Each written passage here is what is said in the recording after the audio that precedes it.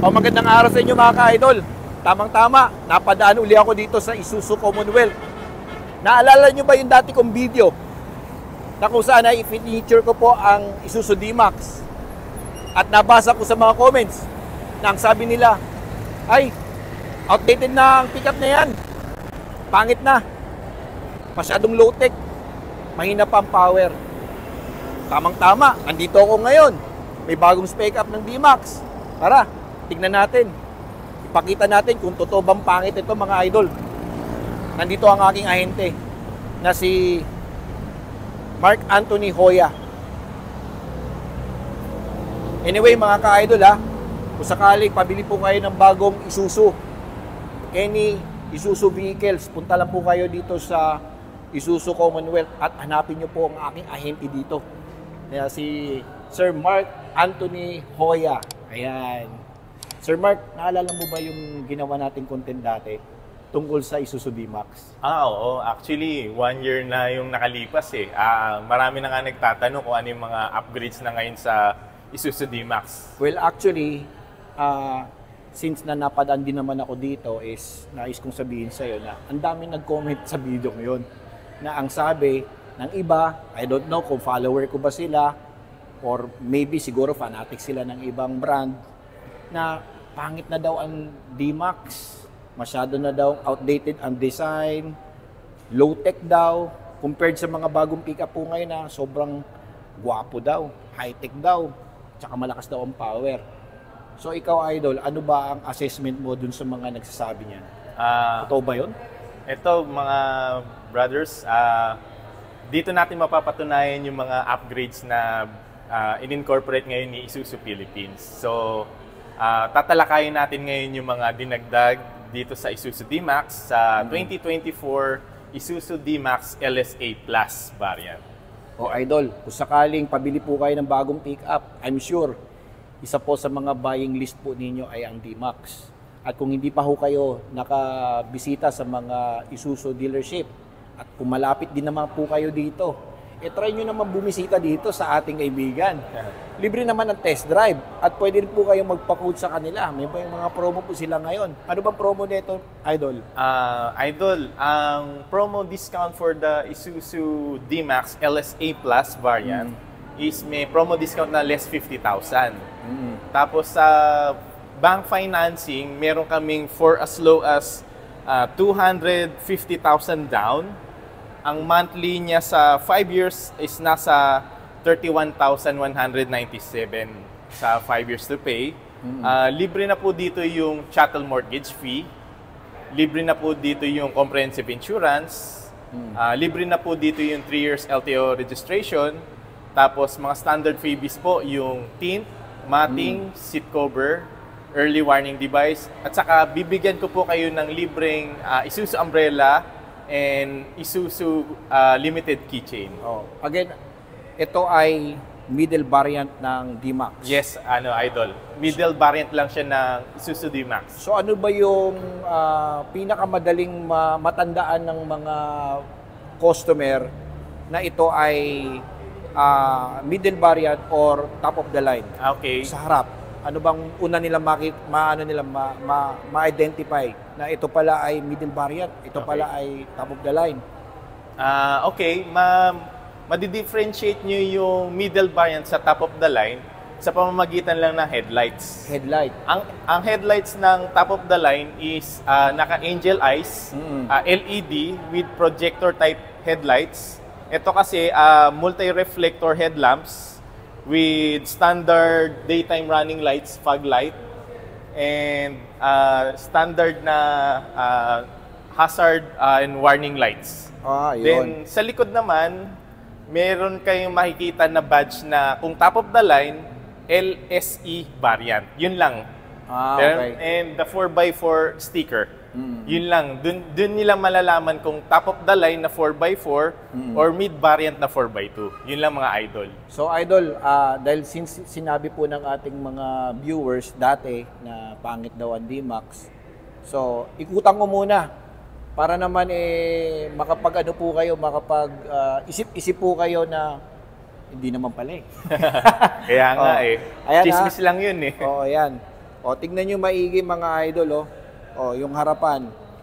Itong pickup na ito, compared po sa iba, okay? Ang masasabi ko lang ay sobrang aggressive when it comes to design. Ika nga, mukha siyang cobra. Parang laging galit. Diba? Yun yung sinasabi natin na masculine, aggressive, sporty. Ito yung pickup na para sa akin, personal, kursunada ko po yan. Maging sa sideways po niya, ayan o. Ito, as you can see, idol, oh, ito naka-ano po siya. Naka-cladding po, no? Yes. Ayan o, over-fender cladding. Tama. Ayan. And then, black out yung kanyang gulong. Ilang inch to, idol? 18-inch. 18. Chrome mag wheels. Bali, matte black or gunmetal black yung color niya. So, yung harap po niya is ventilated disc. Yes. Yung likod niya ba is drum? Drum brake. Yes. Ayan. And then, naka-lip spring siya, no? Yes. Semi-elliptical lip spring para sa 1-ton payload capacity. Kumbaga, hindi pa rin mawawala yung workhorse capacity niya pagdating sa pangmabigatang karga. So, ilan ang ano nito? Ilan ang towing capacity nito? Ang towing capacity niya, halos pares lang naman din ng payload. Nasa 1 ton minimum. Nasa 1 ton. Yes. And then, yung kanyang, yan, talking of ano yung mga baha ngayon, ilan ang kayang i-water weight nito? Okay. 430 mm wading depth. So, pagpalagay natin sa height natin, siguro kahit gabaywang kakayanin naman niya. Gabaywang na 400 mm? 430 millimeters. Okay. Yeah, wading depth. Ilan ba yung sa ano, sa mga ibang ano? Ay, may nabasa ko iba 800 eh. Totoo ba yun? 800? Siguro yung sa kung siguro kung 400 nandito lang yata. Dito ba? Yeah. Mga hanggang dito lang siguro, no? Just to be safe, Yeah. na wag mo na lang siguro. Tama. Kasi may mga nakikita ko sa mga videos na inaano nila no? Hina-hype nila yung mga pick-up nila para lumusong sa baha. Yes, Ayun. Okay. So, guys, umpisahan natin dito sa harapan. Ayan. Okay? So, as you can see, sobrang gwapo po ng ating pick-up. Okay? Ayan. So, design po natin sa hood. And then, front. Yung ating front grille. Tapos, napansin ako may camera dito. Yes, ano dito? Kasi meron na siyang 360-degree camera na siya. Okay. 360 And then, balita ko may dashcam pa nga daw to. Actually, parang dashcam capabilities kasi may DVR na siya, Digital Video Recording System. Then, meron na rin siyang wireless connectivity at saka wireless charging. Kaya itong mga smartphone natin, pwede na tayo makapag-charge. Okay.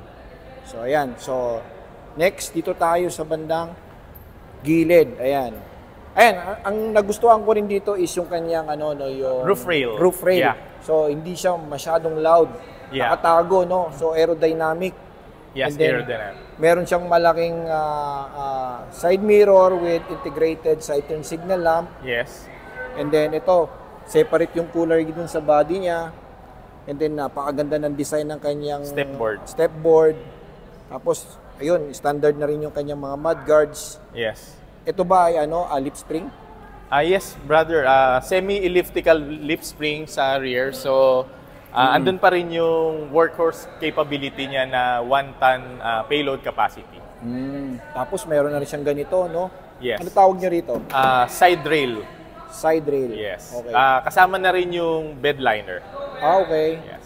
Ayan, guys, And then, ayun, guys, tignan nyo yung likod, So, combination of LED and bulb type, Yes, bulb type. LED and bulb.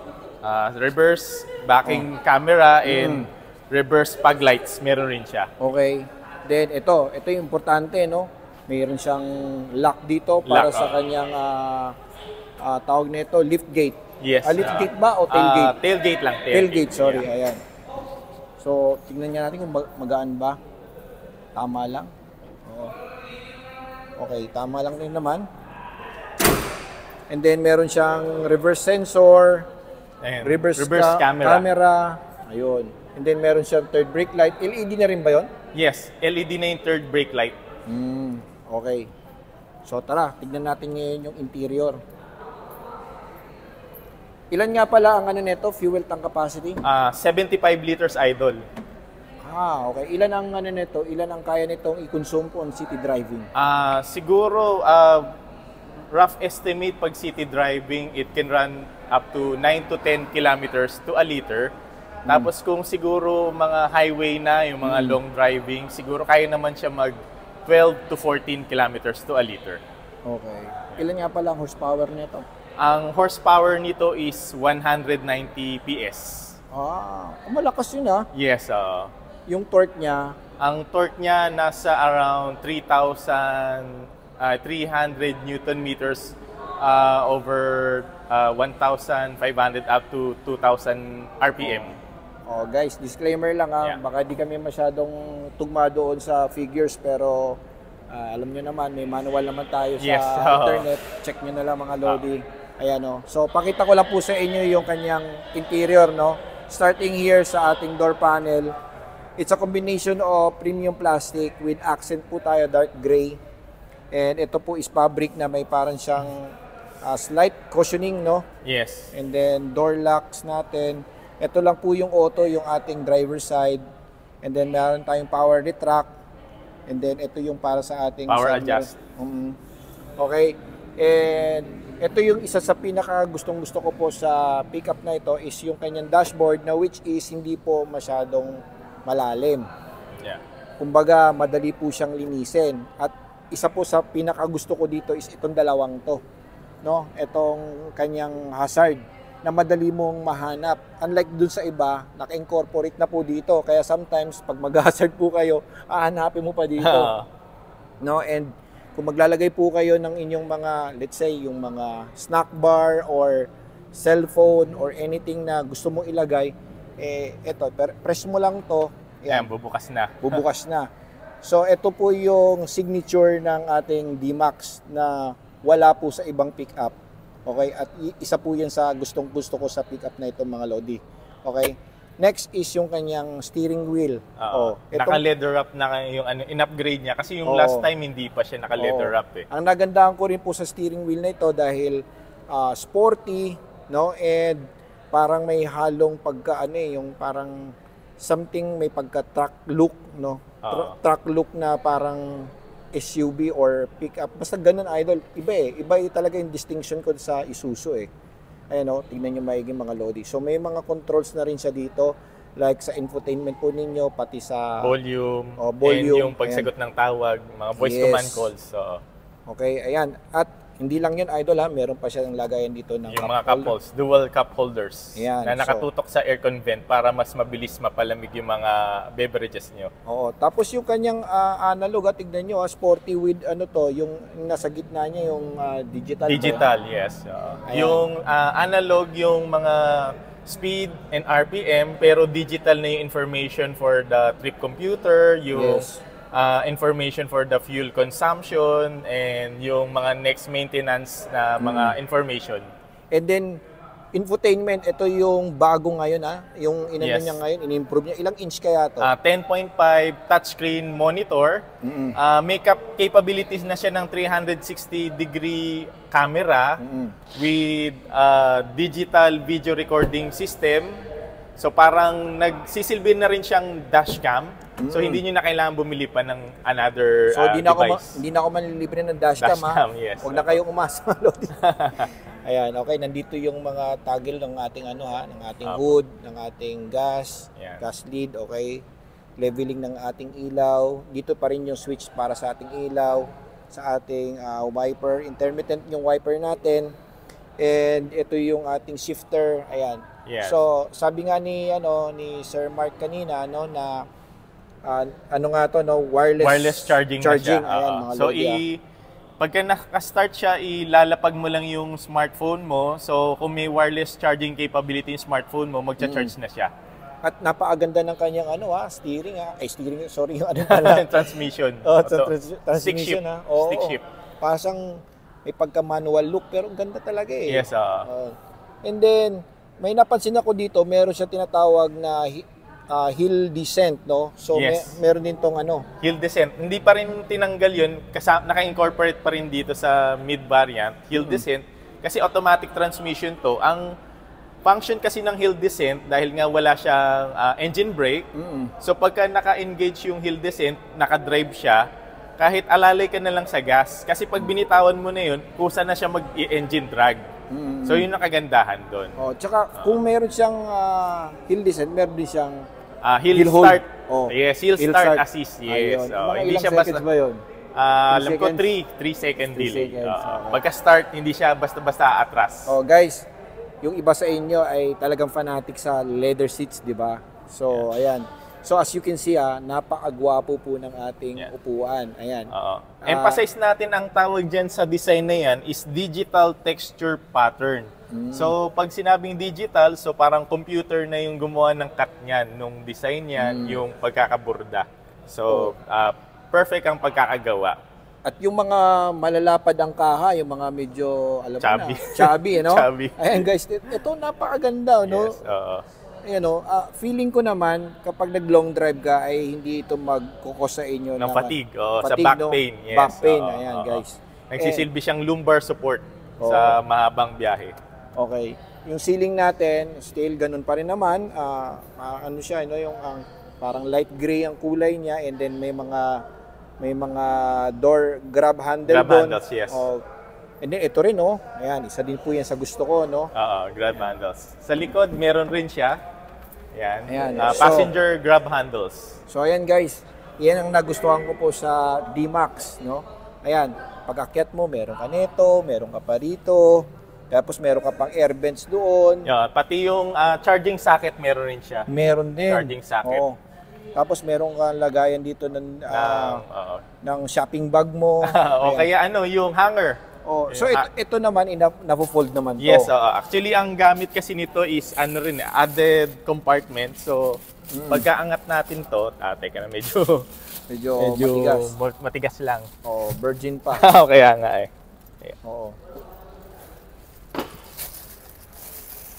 So, ito, additional lang naman, space lang, just in case na magano po kayo, maglagay po kayo ng mga bag. Okay na yan, Lodi. Sige. Pwede na yan sa matigas akin. Pa Medyo huwag na natin pilitin. Pero, ayan, nabubuksan naman yan. Pati ito, na-fold din po ito. Bali, mga ilang speakers ang meron dito? Ano ba? Bali, 4 speakers, tapos 2 pillar type tweeter. Okay. 4 speakers, guys. Ito ay speaker. Meron sa likod. Meron sa likod. Tapos meron tayo dito. Pillar. Yung parang dashboard speaker. And then, ating, tawag nito, yung ating airbags, 2? Yes, dual airbag. Dual airbag. And then, equipped with safety features natin is ABS, EBD, with brake assist. Yan. Okay. So, again, height mo again, sir? Ang height ko is 5'11". 5'11", Yes. tignan natin. Sige. Papasukin natin si sir. Yan, medyo matangkad si sir, ha? Yan. Yan. May konting space, pero para mas komportable ako, adjust ko ng konti. Medyo adjust ko lang yung reclining. Yan, medyo matigas nga. Ayan. Yan, pero okay naman. Yan. Yan na yung magandang Yan. So, yan. Saka telescopic tilt. Okay, good. Good yan, ha? So, depende sa gusto kong height ng grip ko. Yan. Okay. Then, sige. Dito ka naman sa bandang likuran, sir. Para talagang... pero nakasagad kasi yun. Pero at least mapakita natin na may space pa kahit na matangkad ako. So, sinagad mo na yan? Nakasagad na to. So, yun. May space pa. Okay pa rin. Yan. Headroom. Headroom. Ayan, Yan, headroom. Ayan, guys. Tignan nyo mahigit. So, meron pang space. Ayan. 5'11" na height. Okay. Goods na goods pa. Ayan. Then, dito tayo sa makina. Kaya, sulit na sulit ang bibili po ng bagong Isuzu D-Max. Lalo na kay Sir Mark. Dahil sigurado, close and deal. Diba? So, still, nandito pa rin yung kanyang engine cover. Yan. Same engine pa rin yung 4JJ3 series, 3.0 liters, turbo intercooler diesel, VGS yung turbo niya, so variable geometry system. Ganun pa rin, kaya may 190 PS output pa rin siya. So, ano to, Idol? Wood scoop para dun sa air filter, para para dun sa turbo system niya. Okay. Ganun. So, ayan. Guys, when it comes to pick up, no, compared to others, as my own experience, alam nyo naman, nagbibenta ako ng second hand, okay? Pag meron kang D-Max, okay, at kung sakaling gusto mo magpalit ng ibang pick-up, mind you, etong pick-up na to ang mahirap bitawan. Yes. Alam nyo kung bakit? Unang-una, sobrang kunat ng pick-up na ito. Okay? Yun ang isa sa mga reason kung bakit ayaw mong bitawan. Yes. Kumbaga, talagang magkakaroon talaga kayo ng magandang nito, relationship, lalo na kung kayo po ay negosyante. Hindi pambobola to totoo yan. Alam na alam po yan ng mga Isuzu users. Users, yes, Okay? tama. Mga valid customers Okay. ng Isuzu. At hindi lang yan, Idol, no? Based sa aking experience sa mga buy and sell, kapag ito ay nakuha po namin at na-display po namin sa showroom, less than 1 week sold Tama. at your own price. Okay? Kaya, bakit ka pa hahanap ng iba kung pick up lang rin ang bibilhin mo? Ako personally kung sakaling may pera ako ngayon, bibili ako pick up, eto bibilhin ko. Wala akong pakialam dun sa sobrang high-tech na technology dahil sometimes technology fails. Tama. 'Di ba? Sometimes nagkukos ito ng glitch or bugs. At kapag sometimes tanggalin mo nga lang yung battery, nagloloko na, kailangan mo pang i-reset. Kailangan i-reset pa yung ECU niya, yung computer box. Yeah. So ayun guys, kung kayo po ay looking for pick up, try nyo naman bumisit dito sa ating dealership na ito, Yeah. sa Isuzu Commonwealth. Ano nga pala number mo, Idol? 0927 Okay. 153-0044 Viber ready. Just call or text kung gusto niyo magpa-book ng test drive, magpa-quote or magpa-compute ng financing promos namin. Tutulungan namin kayo. Ayun. O guys thank you for watching The Car Loan Expert.